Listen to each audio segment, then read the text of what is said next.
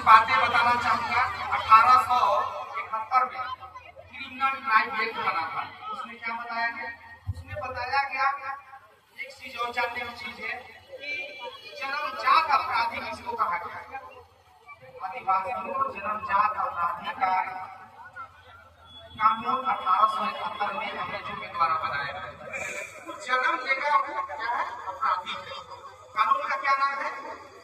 Criminal tribe act, जन्मजात अपराध। और जहां भी लगे उसको गोली मार दो, उसके लिए कानून है, कोई प्रावधान नहीं है। तो सोचिए कि इतना कानून बनने के बाद भी हमारे लोग संघर्ष करते हैं, और इतना संघर्ष करने के बाद ये अधिकार हमको मिला है और हंस बोलने अधिकार हम नहीं जानते हैं और चुपचाप हम घर चल जाते हैं।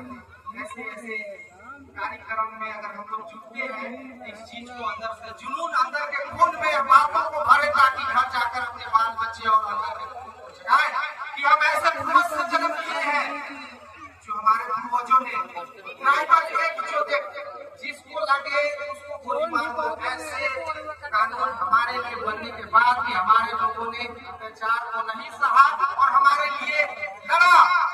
हम ऐसे लोगों का सम्मान यह जुनून अपने चाहिए हम सभी। हाल ही में छत्तीसगढ़ में सालवा जुनून जैसे कानून बनते हुए आप लोगों ने सुना होगा या 2005 में कानून बना था। यहाँ की सरकार ने क्या बनाया?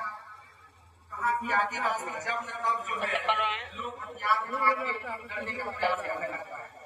लेकिन एक बात जानिए, हथियार उठाने का मौका कब आता है? आप पता करेंगे कि आदिवासी लड़की जो है 15 साल की नक्सल है, पेपर में आप देखते होंगे 13 साल 16 साल की लड़की क्या है? हथियार उठा के खड़ी है। कारण क्या है? इसके बारे में कभी भी दिमाग में कोई लोग ने सोचा नहीं। कारण है कि उसके ऊपर ऐसा अत्याचार किया कि उसे मजबूरी में हथियार उठाना पड़ा।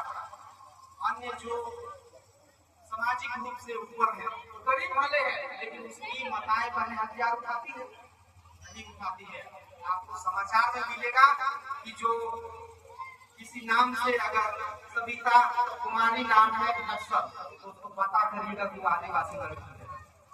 ये सोचने की बात है हमको और सरकार को भी कि कारण आदिवासी के 16 साल की लड़की के हाथ में हथियार नहीं है, उसको जीना दुश्वार कर देता है लोग, समाज और कानून भी।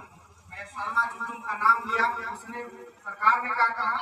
ऐसे बिना संगठित उसको कोई नहीं बोला कि तुमको 3000 रुपया देंगे, हथियार देते हैं, तुम जंगल में जाओ और तुमको जहाँ भी नक्सली मिलेगा उसको गोली मार देना। नक्सली भी गोली मारते थे, इधर से आदिवासी और उधर से भी आदिवासी गोली मारता था। सरकार बाजा लेता था कि उधर भी मरेगा तो आदिवासी मरेगा और इधर भी मरेगा तो आदिवासी मरेगा। यह सोचने की जरूरत है कि हमारे साथ ही ऐसा क्यों किया जाता है।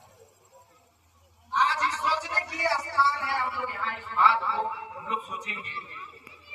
मैं प्रयास करूंगा कि बहुत से ऐसे बात है कि अपने लोगों को बताऊं ताकि उसके अंदर का खून, उसके अंदर की ब्लड को मैं फिर से जगा पाऊं, अपने महापुरुषों की बलिदान को बताकर। खास करके मैं कल्याण पंचायत से आया हूँ और हाल ही में एक घटना हुई थी इटावा में। ब्राह्मणों के द्वारा यादवों लोगों के ऊपर पेशाब कर दिया गया था। कारण क्या है? अभी यहाँ पर देखे होंगे कि हमारे गोंडवाना के लोग स्वयं अपनी काम काज स्वयं करते हैं। उसी काम को अगर हम करें, कोई बताता है हमें तुम नहीं कर सकते, धर्म बताता है कि तुम्हारा अधिकार ही नहीं है। तो उस घटना को लेकर कल्याण पंचायत में हम लोगों ने पूरे यादव और उनके साथ हमारे खास करके कल्याण जो है ST SC OBC यानी पिछड़ों का गांव है, वहाँ एक भी जो है फॉरवर्ड क्लास के लोग नहीं है। हमको इसलिए लगता है कि कल्याण के लोग इसी तरफ भीड़ लगाकर हम लोगों ने एक साथ निर्णय लिया कि हम लोग अपना काम स्वयं करेंगे, किसी दूसरे के पास नहीं जाएंगे। इसलिए हम लोगों ने इस वर्ष से तैयारी भी किया और जितना भी कर्म कांड होते हैं हम लोग स्वयं करने का प्रयास किया। यह बात हम इसलिए बताने का प्रयास कर रहा हूँ, यहाँ भी समाज बैठा है। हम अपमान कितने दिन सहेंगे? हम इस धर्म को करते हैं तो स्वयं मेरे पास पढ़े लिखे लोग हैं जो 20 के लोग पढ़ा रहे, हमारे बीच से मास्टर है, प्रोफेसर है, जो विश्व के लोगों को पढ़ा रहे हैं, क्या हमें उन लोगों को नहीं सोचना चाहिए? हमारे विश्व जितना भी प्रोफेसर हो रहे हैं, हमको समझा रहे हैं। डॉक्टर जितेंद्र कुमार मीना जो आदिवासी है, प्रोफेसर है, उन्होंने एक किताब लिखा है, राष्ट्र निर्माण में आदिवासी। नाम बता रहे हैं कि आप, मैं यह रिक्वेस्ट कर रहा हूँ, निवेदन कर रहा हूँ कि राष्ट्र निर्माण में आदिवासी इस किताब का बहुत ज्यादा दाम नहीं है, 250 रुपया शायद दाम है, इसको मंगाने का प्रयास करेंगे ताकि इसी पर कार्यक्रम लगा के बताएंगे हमको करना क्या है। मैं अपनी बात को समाप्त कर रहा हूँ।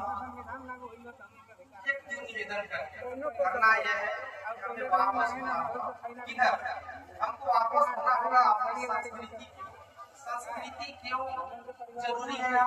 संस्कृति इसलिए जरूरी है कि वही हमारी पहचान है।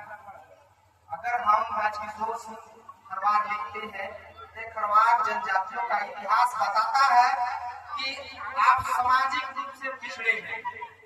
आप थोड़े सा एसटी एससी ओबीसी, मैं अपनी बात को समाप्त कर रहा हूँ। एसटी के लिए पहले ओबीसी के लिए बताता हूँ।